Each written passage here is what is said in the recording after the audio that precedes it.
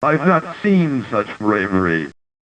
It's hard for me to really grasp the idea that the Wii is an outdated console now. Maybe that's because it always kind of felt outdated, or maybe it's because I never really played it that much. Maybe it's because the Wii U's launch catalog didn't really interest me. Whatever the reason, I feel like I kind of missed out on what the Wii had to offer. So let's give it another chance and check out one of the biggest blockbuster games to come out for the Wii.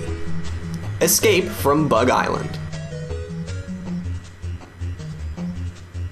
Escape from Bug Island is a survival horror game that came out very early in the Wii's lifetime. In fact, it was a launch title in Japan where it sold almost 2,000 copies on launch day. That's actually kind of sad. But can you blame people for not giving it a shot? I mean, the game is called Escape from Bug Island. That name alone is like off, but for people.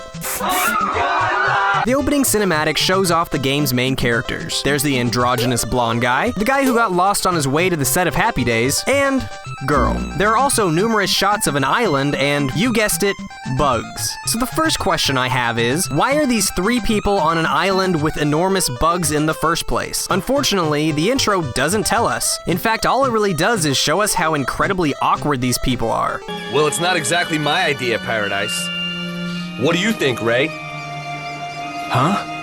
Did you say something about Michelle? Dramatic storytelling at its finest. Even though animated cutscenes were obviously an option for the developers, they only last a couple of minutes before text-based dialogue takes over. I personally would have loved to hear the voice actors clumsily make their way through the poorly written dialogue, but I don't think I really missed out on all too much as far as the plot is concerned. Speaking of the plot, it's incredibly thin. Ray likes Michelle, Michelle likes bugs, and Mike likes being a dick. The 3 of them get dropped off on Bug Island for reasons? You'd think that they would at least mention why they were here in the first place, but the majority of the intro is just Mike and Ray talking about Michelle, who is obviously the brains of this operation. Maybe the game manual will tell us why they're on the island.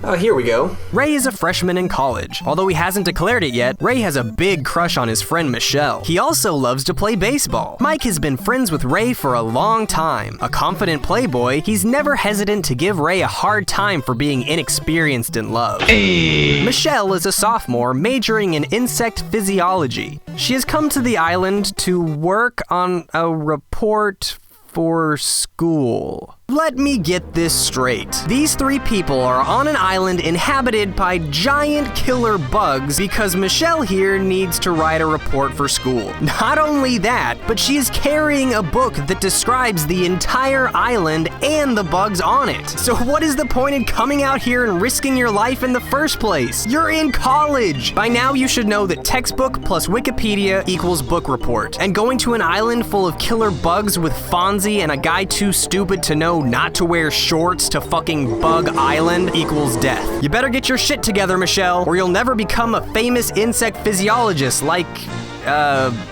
these guys? Anyway, Mike tells Michelle that he loves her, then they wander off together. After waiting for a while, Ray gets worried and decides he should go looking for them. Finally, the game begins. Remember that cool gun that Mike was showing off? Wouldn't it be awesome to get to run around and shoot the shit out of some killer bugs? Well, too bad, because Ray's main weapons are tree branch and rock. Can you contain your excitement? Being an early Wii game, Escape from Bug Island is eager to show off its futuristic motion controls.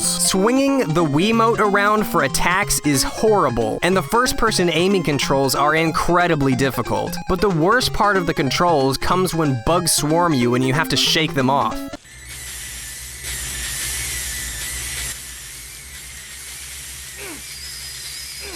Well, now that we have the controls down, it's time to venture off onto the island. Ray fights things like centipedes, crickets, and praying mantises.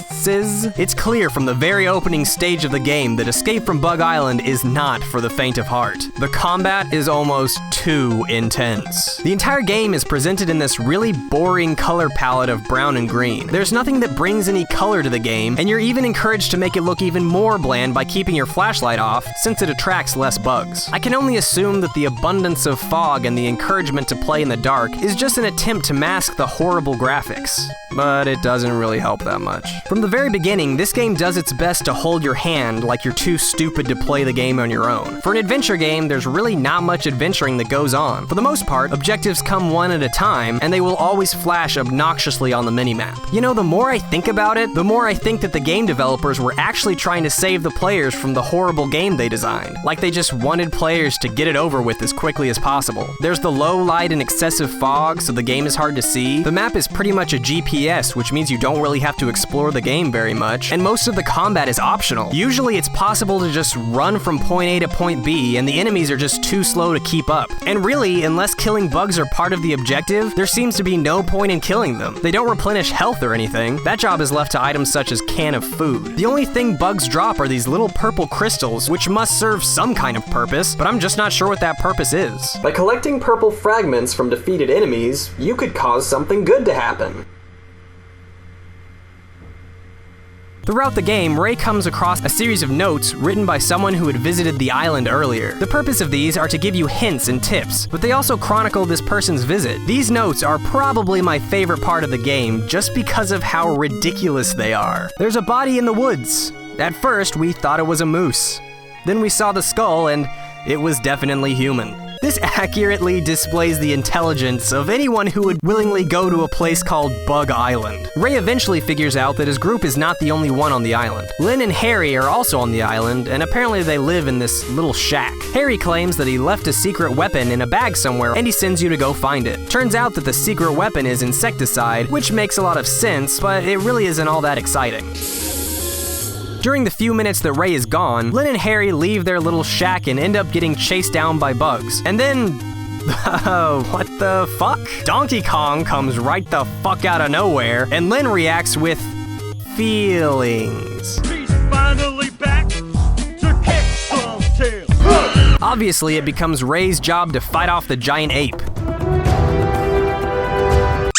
A previous note let us know that hitting the monkey's face is how we're supposed to take it down, but that's easier said than done. The first-person controls are astonishingly bad, making aiming nearly impossible. Eventually, the ape gets freaked out by some bugs and runs off. Harry is dead, but Lynn managed to escape safely. I'm assuming that we'll run into her again later, but not before we run into some invisible walls. The game just continues to throw different enemies at Ray, and it's quite a while before anything relating to the story pops up again. Until then, the game is just a matter of navigating the map and occasionally fighting off some bugs. Every once in a while, Ray encounters an obstacle, such as a broken bridge, but all of these end up having a pretty simple solution. Finally, we get to see what Michelle and Mike have been up to. For some reason, even though they must have walked by killer praying mantises, giant monkeys, and yes, even mutant frogs, Mike and Michelle never considered just turning around and heading back to camp. Instead, they got themselves into this situation.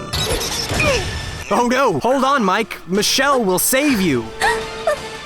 Or not. Ray has to get past Donkey Kong again in order to save them. But much like the rest of the enemies in this game, the ape becomes something Ray can simply choose to ignore and walk around. By the time we get to the bridge, someone has already come by and dragged Michelle away, but they left Fonzie just hanging on for dear life as he holds on to the edge of the bridge.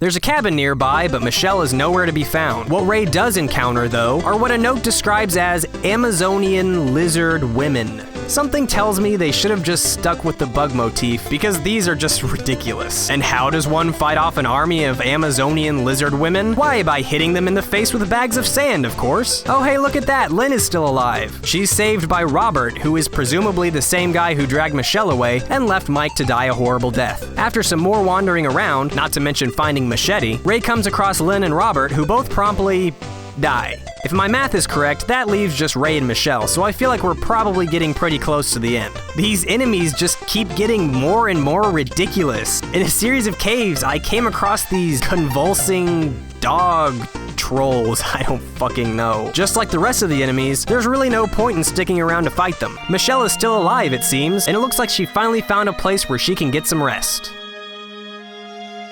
Hello, Michelle. Why don't you come out and play? Mwahaha! You insect physiologists are so foolish. Now I will rape and or eat you. Come on, don't run away. Get over here. Just get over here. Come on, Michelle, God. Apparently there are some strange temples on the island, and it's near one of these that Michelle and the monkey are at. Before saving her though, we gotta read this note that has the title of the game in it. Oh, you writers are just so clever. Oh no, the cave that Michelle ran into is being blocked by the ape. How will we ever get around? Oh yeah, okay. Finally, Ray is reunited with his awkward love, Michelle. Her excuse for this mess? Well, they plan to come back sooner. That's good enough for me. She babbles on about something called the Cave of Time, and Ray says what is on everybody's mind. He then offers to help Michelle walk, but she's like, oh no, I got this, let's go. This begins the absolute worst part of the game. Michelle is in no condition to walk, but she insists on doing so anyway. She takes a few steps towards you, then stops to rest. No matter how slow you go for her, she'll still only walk for a brief period of time. And even when she does move, just look at how slow she's going. Look at how long she stood in this one spot before she decided to move again. This is ridiculous. And all the while, she's yelling at me like I'm an asshole for walking faster than her, even though I offered to help her in the goddamn first place.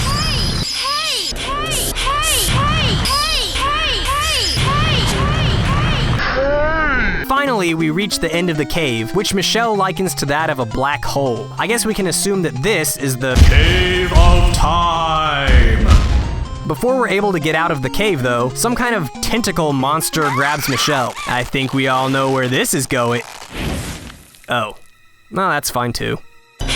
Ray gets bitch slapped and ends up falling down into the Cave of Time. When he wakes up, Ray is back at the campsite right before Mike and Michelle wander off. Now he can stop the two from leaving and they can live happily ever after.